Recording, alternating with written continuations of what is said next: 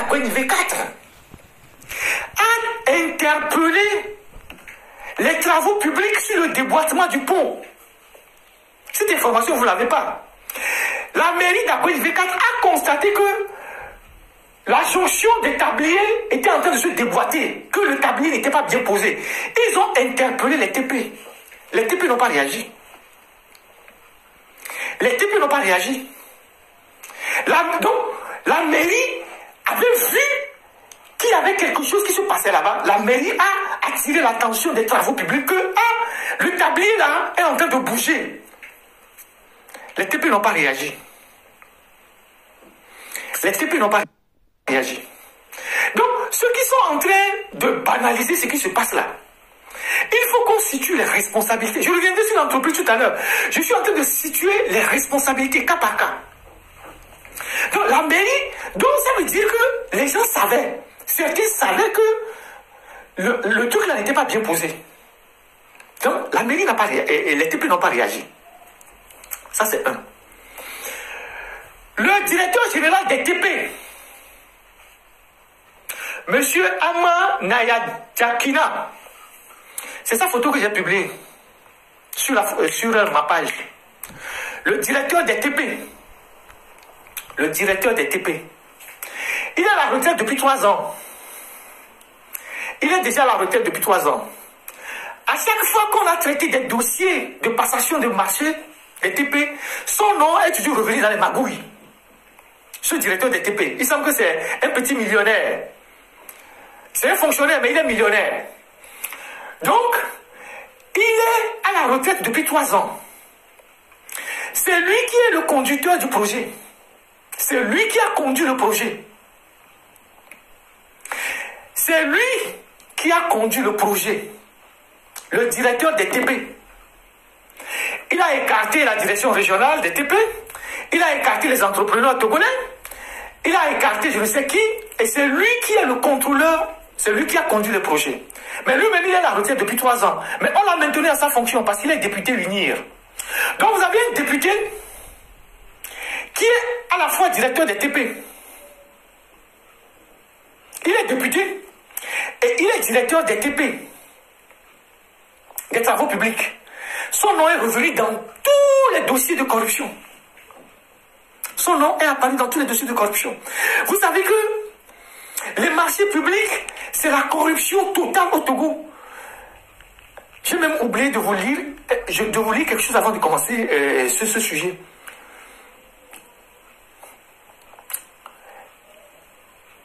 Un instant, je vous lis ça rapidement.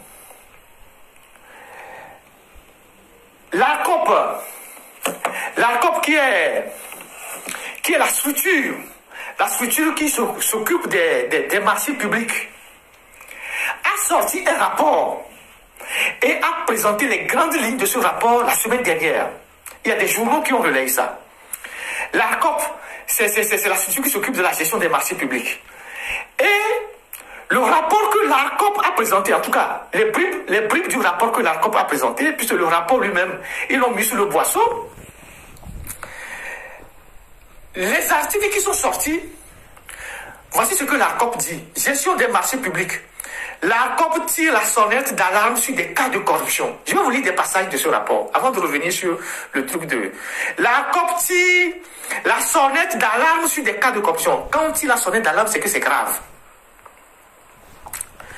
L'autorité de régulation de la commande des marchés publics, de la commande publique, a présenté ce mercredi, donc c'était le 11, à Lomé, le rapport des investigations des enquêtes menées suite aux irrégularités relevées dans la gestion des marchés publics au Togo. La présentation de ce rapport s'inscrit dans le cadre de la célébration en différé de la Journée internationale de lutte contre la corruption prévue chaque 9 décembre. La rencontre a réuni partenaires techniques et financiers, personnes responsables des marchés publics, opérateurs économiques, acteurs de la société civile et médias pour mettre en lumière les pratiques de corruption enregistrées dans la gestion des marchés publics. Il s'agit pour l'ARCOP d'attirer l'attention des acteurs de la commande publique sur la persistance des pratiques répréhensibles au sein de nombreuses autorités contractantes, sur la nécessité de les corriger afin de renforcer le système de la commande des marchés publics au Togo. La réglementation qui régit la commande publique au Togo a prévu un dispositif pour faciliter les dénonciations des cas de fraude, de corruption. Il s'agit notamment du numéro vert, d'un espace dédié sur le site, de la mise à la disposition des citoyens pour dénoncer. Les investigations réalisées suite aux dénonciations recueillies à partir de ces canaux sont menées par une direction de la COP dénommée Direction des investigations et enquêtes. Nous avons reçu 133 dénonciations, a indiqué Aftar Touré Mourou, directeur général de la COP.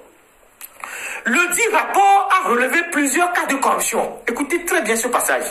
Le dit rapport a relevé plusieurs cas de corruption, notamment des pratiques de collusion entre soumissionnaires afin d'établir les prix des offres à des niveaux artificiels et non concurrentiels.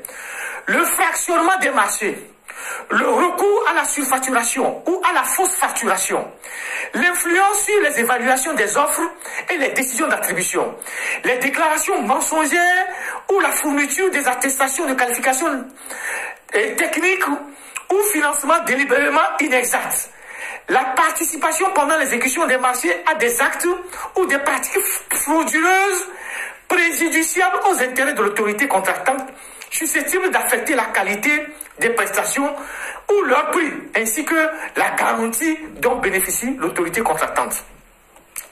Dans des cas de trafic d'influence, d'abus de fonction, de prise illégale d'intérêt, d'infraction dans la passation des marchés, tels que définis par le code pénal, la violation du code éthique de la commande publique, la prise des décisions par négligence coupable ou manifestement irrégulière, les diffusions d'informations confidentielles, la conclusion des marchés avec les entreprises, fournisseurs ou prestateurs inclus de la participation des marchés publics a été enregistré.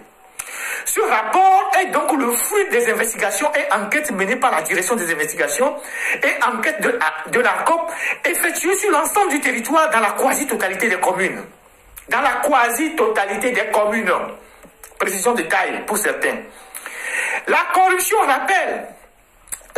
rappelle la COP, est un véritable frein au développement économique du Togo. Elle engendre des pertes financières énormes, considérables, et pénalise les entreprises les plus sérieuses.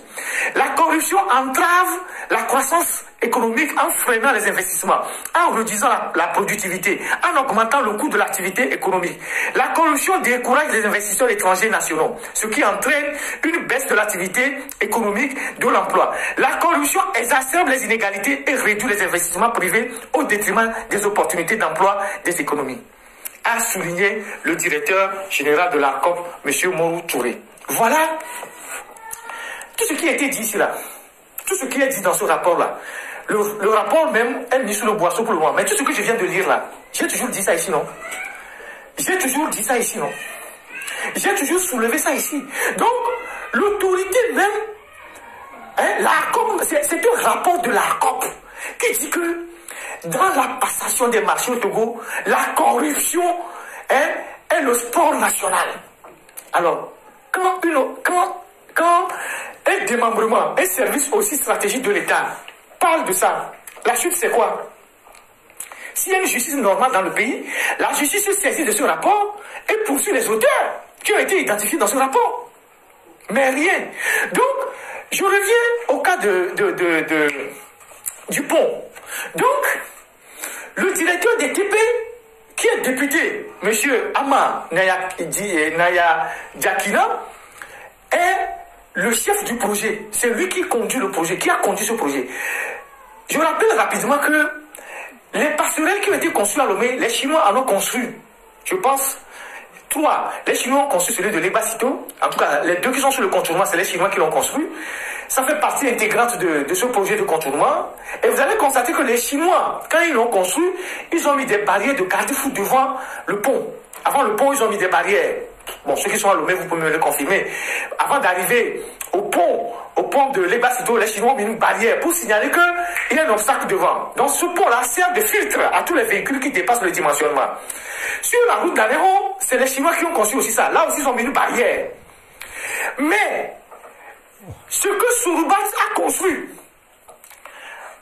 à Détikopé ou Davier, Toblékopé, le grand marché de Lomé et la descente de la colombe de la paix. Ils n'ont mis aucune barrière. Soroubat n'a mis aucune barrière. On est à 3400 sur TikTok. Soroubat n'a mis aucune barrière. Et dans quelles conditions Soroubat a eu ces marchés-là? Soroubat a eu ces marchés gré à gré. Gré à gré. Il n'y a pas eu d'appel d'offres, il n'y a pas eu de mise en concurrence des entreprises avec les entreprises togolaises. Soroubat a eu ces marchés gré à gré. C'est la ministre des TP d'alors, qui est maintenant gouverneur du district autonome de Lomé, Madame Kassa Traoré, qui est une, excusez-moi, corrompue notoire, qui a attribué ces marchés en complicité avec son directeur, le député là, qui a attribué ces marchés à Soroubat. Et je vous dirai pourquoi ils ont attribué ces marchés à Soroubat. Soroubat qui est une entreprise défaillante, qui rafle tous les marchés au Togo. Je vais vous dire pourquoi.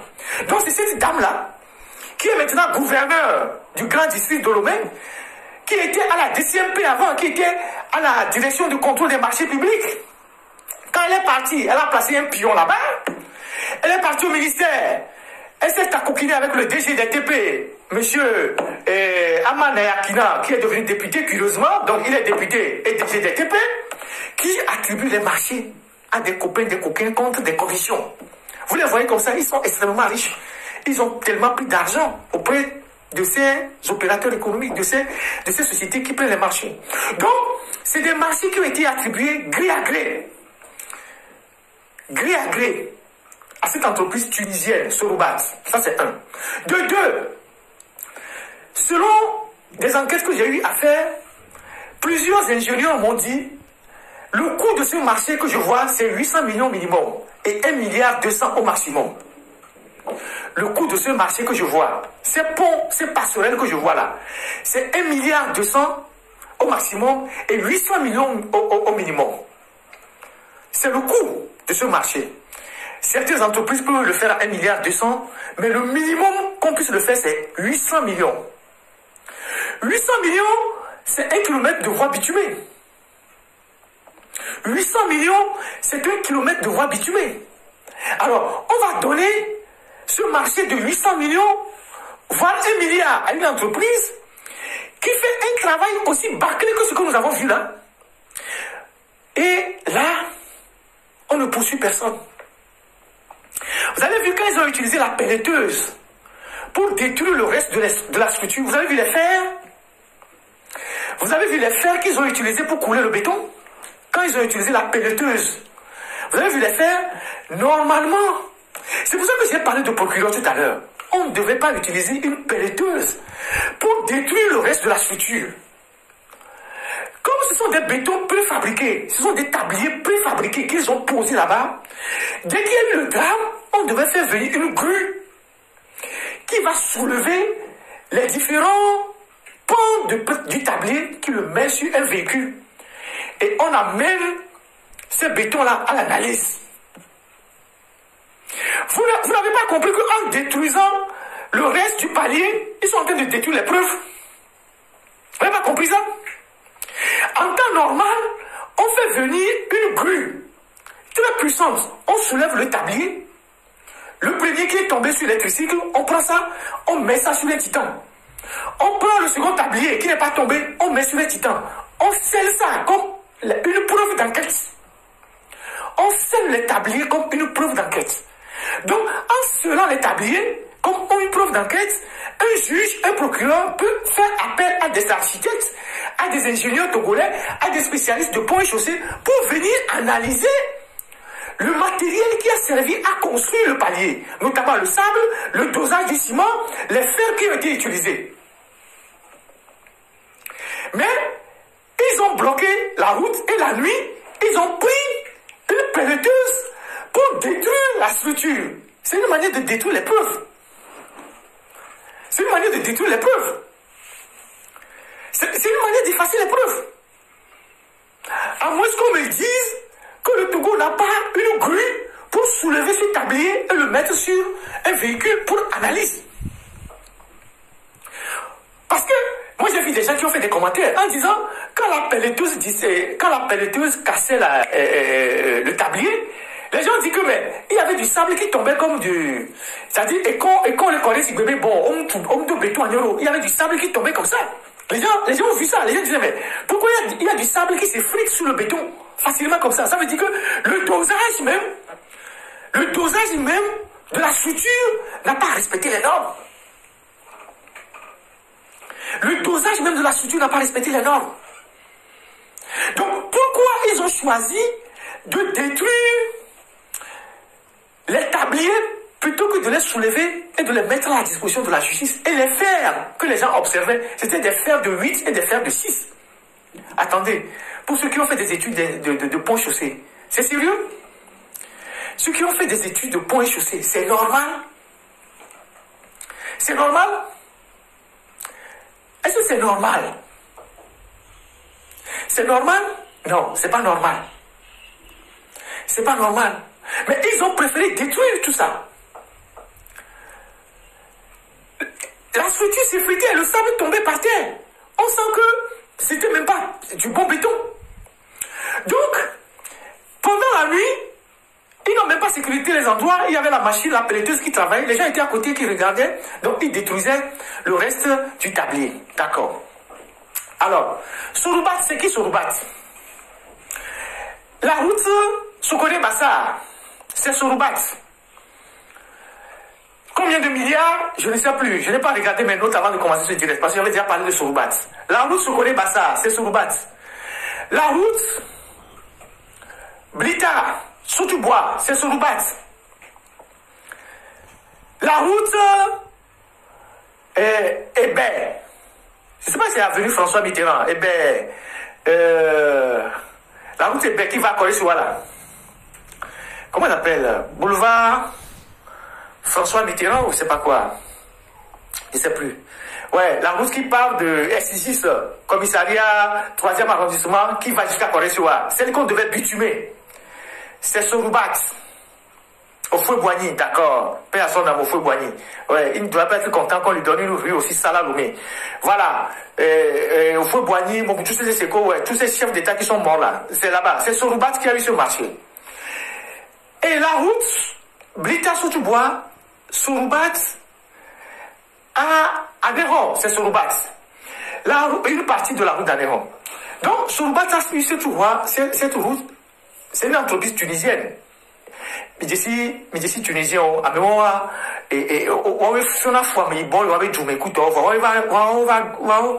va couler libanais on va 3 jours et nous et sur le mien avec jouer et waouh les ro et nous à Tchogangao les ro et Tchogangao et bien entrepreneur waouh la romé on le gualo couteau toi va jouer au croiser bras. Donc, quand les wabé doumé, nous on a un para quoi mais bon, on pourra me iborer pour les coupes, on pourra me iborer, on les a me iborer capane. Améo qui les wabé doumé. Waouh va les hot dogs quand les n'avaient doumé, les écrasés les n'avaient doumé, les hot dogs blés les n'avaient doumé. Mais quand il dit mais tout comment entreprise il a été Tunisie là les dogs blés les Tunisie mais doumé, elle a été hot dog est-ce que une entreprise togolaise peut aller prendre un marché public en Tunisie et ne pas le faire? Mais le problème, ce n'est pas Soroubat. C'est les Togolais qui sont derrière, qui leur donnent les marchés. Qui sont complices de ces gens-là. Parce que c'est des gens qui sont allés chercher cette entreprise en Tunisie pour l'amener au Togo, en groupement. Et après, ils se sont débarrassés de celui qui les a amenés en groupement au Togo et ils ont pris leur indépendance. Et depuis qu'ils ont pris leur indépendance, ils ont trouvé quelques parrains à Lomé. Leur premier parrain, c'est Bawara. C'est un. Je l'avais déjà cité. Ces Tunisiens-là, leur premier parrain, c'est Bawara. Deuxième parrain, c'est la dame qui était au ministère des TP, Madame Kassa Traoré, et tous les corrompus qui sont au ministère des Travaux publics. Tous ces gens-là, ils reçoivent des parties, de l'argent, partout. C'est eux. Ensuite, quand vous fouillez, le gros sommet même est dedans. Parce que cette entreprise, qui est totalement défaillante, ne peut pas continuer par recevoir autant de marchés dans votre pays. Et sur le cas Bawara, je vais vous expliquer. Bawara était dans son ministère à la plage, derrière la chambre du commerce. Derrière la chambre du commerce. C'est là où était son ministère. Et Bawara s'est toujours plaint que son ministère n'est pas un ministère bien situé, il n'a pas de bons bâtiments, puisque c'est des bâtiments coloniaux, bon, il n'a pas suffisamment d'espace, le ministère n'est pas bon, à son goût. Et donc, Bawara cherchait un autre endroit pour se caser. Entre-temps, il avait installé son cabinet là où il y avait l'OPAT, il y a un petit bâtiment isolé dans l'enceinte de l'OPAT. Là où il y avait l'OPAT, les bureaux de l'OPAT avant, son cabinet était là-bas. Donc, il se disait trop coincé, tout ça. Dès qu'on a privatisé Togocel, et que Togocel a déménagé du GTA, ou Togocom Togocel a déménagé de ces bureaux qui sont au GTA là-bas. Je parle des bureaux qui sont au niveau de la Lonato à GTA, là où il y avait M. Acha Dedi. Bawara a décidé d'aller occuper ces bureaux là-bas. Bawara a sollicité, parce que c'est des bâtiments d'État, donc Bawara a décidé d'aller prendre ces bureaux-là. Vous savez, l'entreprise qui est partie faire les travaux de rénovation de ces bureaux avant que Bawara n'intègre les bureaux, c'est Soroubat. C'est Soroubat. C'est-à-dire, une entreprise qui est venue au Togo pour faire des routes, elle a pris sur elle la responsabilité d'aller rénover à titre privé les bureaux d'un bâtiment pour qu'un ministre de la République s'installe. C'est Soroubat qui a rénové les bureaux dans lesquels Bawara se trouve aujourd'hui et travaille. Donc, c'est un de leurs parrains. Ça, c'est un. Il y a la dame qui est maintenant au ministère des TP, qui est maintenant gouverneur du district de Lomé, qui leur donnait des marchés comme pas possible, avec son directeur des TP. Donc, vous allez voir, Soroubat, à la venue, au feu Boigny, à Baie, ils ont abandonné. Personne ne leur demande des comptes. La route Blita, Soutoubois, ils l'ont fait à 3 reprises. Elle n'a pas été réceptionnée jusqu'aujourd'hui. Ils l'ont fait à 3 reprises, Soroubat. Elle n'a pas été réceptionnée jusqu'aujourd'hui. La route Lomé-Aléron, ils ont fait glama jusqu'à... Bon, ils sont arrivés quelque part, ils l'ont libéré, tant mieux. Mais les spécialistes vous diront que c'est une route très mal faite. Vous allez poser la question à tout ingénieur spécialiste, ils vous diront une partie de cette route est très mal faite. La route Aléron, une partie de la route Lomé-Aléron. Le Sokone-Bassar, Soroubat a abandonné depuis. Cette route a été lancée par la Première ministre. Qu'ils vont faire une route en 20 mois, Sokone-Bassar. Aujourd'hui, les gens de Bassar, quand ils veulent rentrer à Bassar, ils passent par Kara, Kabou, ils vont à Bassar. Il n'y a pas de route. Ils ont abandonné. Ils sont là-bas. Personne ne sait ce qu'ils font. Ils ont les engins, tout ça. Personne ne dit rien. Au niveau de Baie, avenue au feu Boigny, boulevard au feu Boigny, de S6 à Kolesoa, c'est Soroubat. 0. Ils n'ont rien fait. Mais, figurez-vous, il y a plus grave.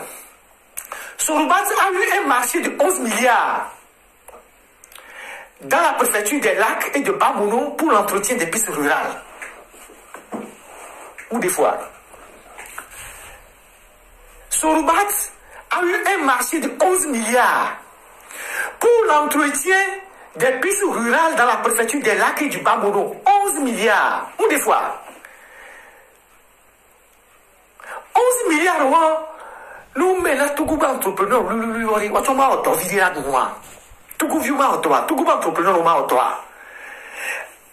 pour entretenir les pistes rurales, on donne ça à une entreprise étrangère.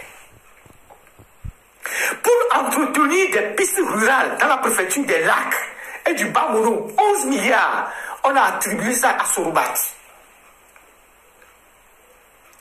Les 11 milliards ont été attribués à Soroubat. Ce marché a été attribué à Soroubat. Donc, le mode opératoire, c'est quoi? Soroubat, dès qu'il reçoit les premiers décaissements des travaux, ils vont donner la commission au ministre, au directeur des TP, à tous ceux qui ont travaillé pour qu'ils aient les marchés. 200 millions par ici, 300 millions par là, 400 millions par ici. C'est comme ça que ça se passe. C'est de l'argent cash qu'on vient donner aux gens sans trace. C'est comme les inspecteurs de l'OTR le font. Quand ils font le redressement fiscal, ils vont prendre leur part, il n'y a pas de reçu. C'est de l'argent cash qu'ils prennent. Donc, cette entreprise est défaillante partout et là où les marchés au Togo, partout et là où les chantiers au Togo. Et personne ne la sanctionne. Mais elle continue d'avoir des marchés. Donc, c'est cette entreprise-là qui a eu les marchés de ces passerelles que j'ai citées. La passerelle d'Adéticopé, la passerelle de Toblecopé, la passerelle de la descente de la colombe de la paix et la passerelle du grand marché que personne n'utilise d'ailleurs. C'est cette entreprise qui a eu ce marché-là. C'est cette entreprise qui a eu ce marché-là. Et au bas mot, minimum c'est 800 millions ce marché. Et plus c'est 1,2 milliard. C'est 1,2 milliard. 1 milliard C'est 1 milliard qu'on a détruit comme ça un soir. 1 milliard. 1 milliard, alors 800 millions, yo sont pelleteuses. C'est avec ça qu'on a pris une pelleteuse pour descendre. 1 milliard. C'est 1 milliard qu'on a descendu avec une pelleteuse. Vendredi nuit à Lomé. Vendredi à samedi nuit. 1 milliard. Vous imaginez ce qu'on peut faire avec 1 milliard? Qu'est-ce qu'on ne peut pas acheter dans les hôpitaux avec 1 milliard? Qu'est-ce qu'on ne peut pas acheter avec 1 milliard? Dans les écoles. Dans les écoles, dans les hôpitaux. Quelle machine on ne peut pas... Qu'est-ce qu'on ne peut pas faire à l'université? Qu'est-ce qu'on ne peut pas construire avec 1 milliard? C'est 1 milliard qu'on vient de mettre à terre comme ça. Et personne ne sera poursuivi. Personne ne sera inquiété. Personne ne dira rien. Et il y a eu mort d'homme. Il y a eu 8 Togolais qui ont perdu la vie. Les 3 autres, on ne sait pas s'ils seront en vie ou pas. 8 Togolais qui ont fini leur vie un soir comme ça. Non seulement on a perdu de l'argent, mais on a perdu des compatriotes. Non seulement on a perdu de l'argent, on a perdu des compatriotes. Maintenant, il faut aller auditer les autres passerelles que Soroubat est en train de faire. La passerelle de Colombe de la Paix, la passerelle de Assigame, la passerelle de je ne sais quoi, de Davier. Il faut aller auditer ça. Il faut aller auditer ces passerelles. Pour voir si ce sont des passerelles qui sont faites dans les mêmes normes. Et s'il y a des risques d'effondrement aussi de ces passerelles. Qu'est-ce qu'on ne peut pas faire avec 1 milliard? Qu'est-ce qu'on ne peut pas faire avec 800 millions? Il y a des écoles à Lomé qui n'ont pas de toit, qui sont dans des hangars, qui sont dans des ronds-pachas. Qu'est-ce qu'on ne peut pas faire avec 1 milliard?